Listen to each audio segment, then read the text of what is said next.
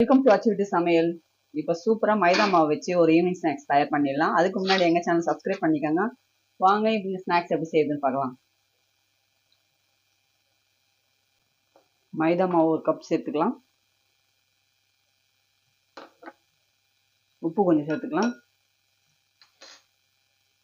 நல்லா கிளறிடலாம். கொஞ்சம் போல எண்ணெய் சேர்த்துக்கலாம்.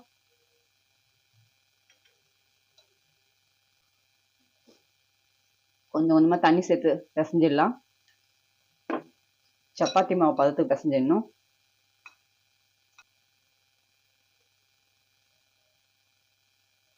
மாவு நல்லா பிசைஞ்சாச்சு. இது ஒரு 5 நிமிஷம் அப்படியே இருக்கட்டும்.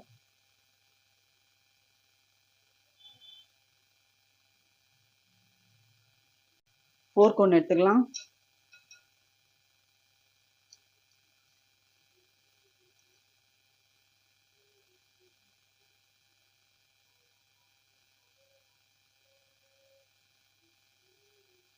ஷேப் நல்லா அழகா வந்துடும்.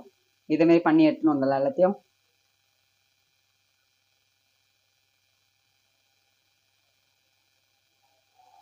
இதே மாதிரி எல்லாம் பண்ணியாச்சு. இப்போ எண்ணெய் கடாயில போட்டு பொரிச்சு எடுத்துக்கலாம்.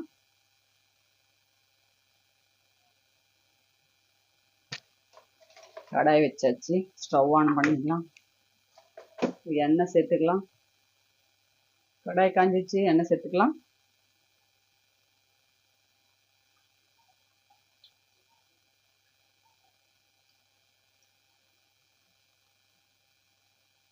எண்ணெய் நல்லா காயிட்டோம்.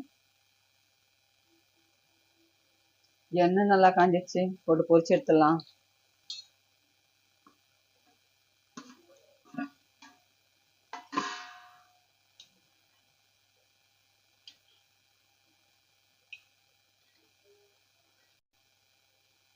இது நல்லா வேகட்டும்.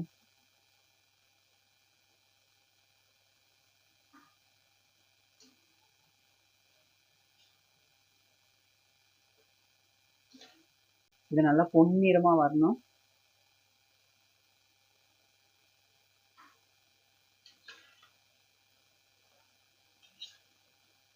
நல்லா வெந்து வருது. இன்னும் கொஞ்சம் வேகட்டும்.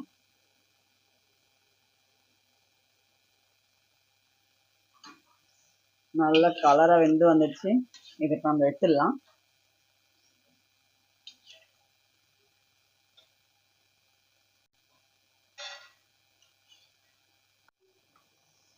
சில்லி பவுடர் கொஞ்சம் போட்டுக்கலாம். ஒரு 1/2 ஸ்பூன். சால்ட் கொஞ்சம் சேர்த்துக்கலாம். நல்லா மிக்ஸ் பண்ணிக்கலாம். இதை